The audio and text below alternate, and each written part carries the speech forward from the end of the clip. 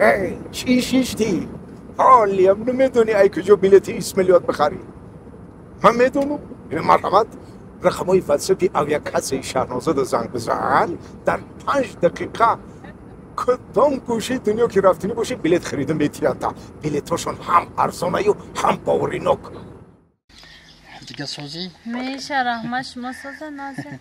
میگم که خیلی شی دیردی و میخوری خطی میکنم قیادت کبان کتون همه روز بیم هنده دا پرک دا چک کنیم صحبت کنیم زبان شیرین تیوت کدوم لوز شیرین داری گفتار شیرین داری فهمیدی؟ رحمت جان میگم که نه بابا اکا برای توی من چی ارزو کردی؟ همچی ارزوی خودت کردی جانی ما هم هموره توی من اکی زلع میکنیم یا توی میکنیم که یعنی گرم بستی باشده چه گفتی؟ اوه فکروی نفس میکنی اصلا جان وقتی پیش من میگه که اینیم خیلی تر میبینیم تمام پرابلیم فراموش میشه راست اصلا جان من کمیا پرابلیم دارم ما در یاده اسمک در کار شده داده میتونی؟ چند پل؟ 500 سم 500 سم؟ 500 سم پله ما برای تو دریغ میدونم ما 500 سم رحمت اصلا جان رحمت میگم که تنت ساعت باشه 500 سم هیچ جای هی به جان جان چند کشیده؟ به جان جان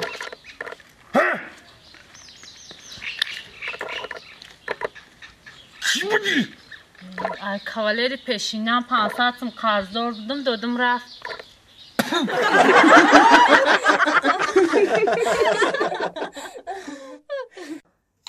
مردک جان بگی بخم اوقاته نه او چی منو میخری اوقات کدگی مرا گفتم که نمیخرم او برای چی نمیخری برای چی نمیخری ای اوقات تو ما همین سیو بخورم وای خوبه گوش که مرا مردک حاضی دا اوتت زنگ میزنم رنگی و گشتکو با جنگت میکنه فهمیدی زنگ میزنم برو زنگ کدام میدی زنگ میزنی زنگ بزن ترسون دیا کن خیلی نوش بیم زنگ بزنم با میتی سیو شکست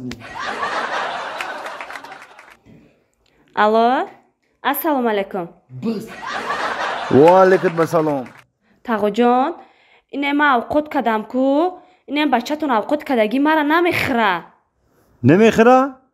برای چی نمیخره؟ نمیدونم میگم بگی بخ نمیخره میگه چی خود کدگی که نمیخره؟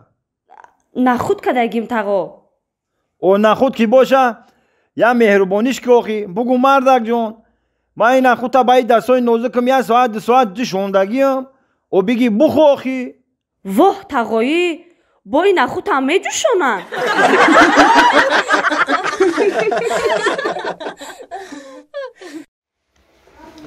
ای پیش خدمت لا بیا اینجا این پیش میش کنای مدکن نه آخی مرد من نگاه کردم بخشش اپا جون اینا منیو چیزی که در کره بغض اینا می خبرغه و اینا طبقه دیگه همه چی اینا بدگیش هست کردم اکا جان همین مده یا شاشلیکی فرشی بیاره تمام شما بگی گاز ای نشوکی چی او یا دو بریسو بیارین تمام خب شاشلیکش خیلی بیون گفتی فرشی شما ده چی اپا جون چی داره نکا جان؟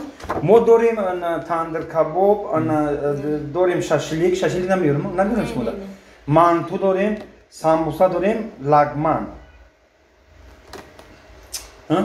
هیچ نفورید ما آخه یا چی بگو آخی؟ شما ده نیورم مگه چیه؟ یکم چیز یا چی دیگه در منیو نوشتگی نیستیم در خلدینیک سویج ایستادگی زبونی گو داریم میخریم بیاریم زبونی گو چی ای؟ گوش کاکا تو چی فکر کردی که چیزی که در دهنی گو بود با ما در دهنی خودم میموندم من هرگز این کارا نمیکنم فهمیدی؟ بخشش خیلی پاجمان چیزی که بود پرسیدید من همون را گفتم بخشش اگر که نخواهیم زبونی گو میاریم تخمی جوشاندگی دارین؟ تخمی جوشاندگی داریم پاجمان تخمی جوشاندگی بیارین مده؟ مایلش گوش که مرا نه تو نگفتی که ما زبونی گو در دهن نمیزنم او ای دهه گو اومدگی ما خیلی گفتی تو فکر نمیکنی که این تخ در کجا بود و ای کجا بر اومد ها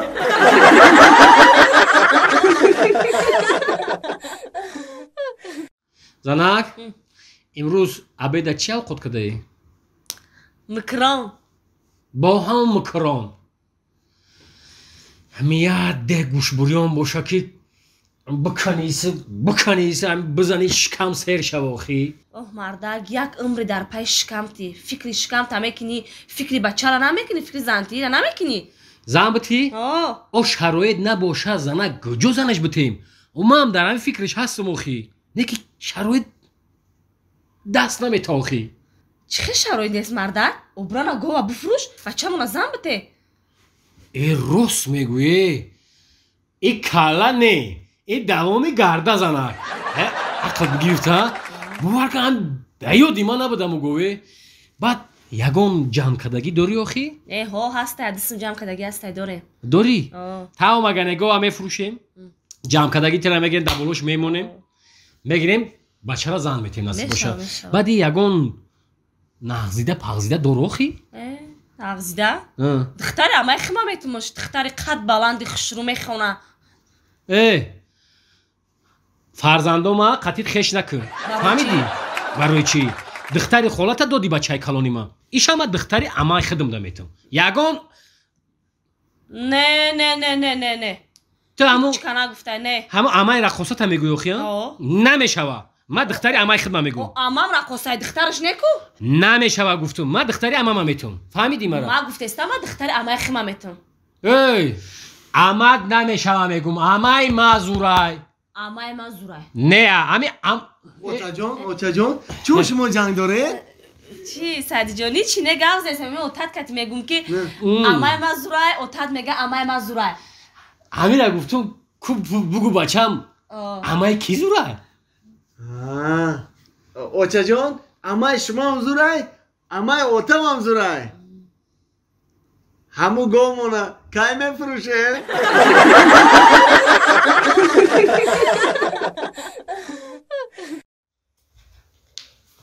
اکای سادی اکای سادی خیلی سنت جورات اومد پیش در نگاه دورته بره بگو نیسته آخی گفتم شکی نیستم قخیره هسته که دم پیش در ایستاده بخیر که اگونگا بزیر میگوش اصحابی خودم ویرونه دست رو میشون بگو میام مالی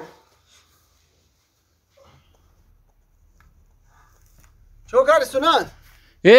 سعدی سودی تنجی رحمت خدنازی میشه رحمت بیا مونه همین روز داری همون خونهاتون همین تق میکنن نه آوازت میبره نه اگون چی نه ما گفتم که بیا اینجا دا بشینیم چق کده باور که سنت جان هم دین اگزمین نرفته بدیم همین خیلی باور که مونده شیدم همین خومیرم میخیزم بفرگیم نمیرویا با اگزمین سپردم گفتم بخ تو بگره خواه میره اخی ما که در تلفنم اینترنت گذاروندم که بیای وای فای ما گیران کنم هر دوان اینترنت بدرویم کار کنیم تلفنم زریعت نداد زریعت پر شوا با میگیریم اخی باش میدریم خای میشوا با تو اگزمین چه خیلی سپردی اگزمین دین جورو میدون چه خیلی کرد اونمو لیست امتحانی کو لیست سفید اچور او خوغ سفید نم خولی رو بردم هم خیلی اگزمین سپردم با تو چی کو کردی ما هم رنگی تو سپردم چه رنگی ما اینمو لیست سفید کو اچور گفتگی اونم خیلی را بردم خولی سپردم تو باید خیلی نمیکردی چوا خولی هم معلم فکر میکنی که خودمان ایرو یکدیگرمان رو بردار کردگیم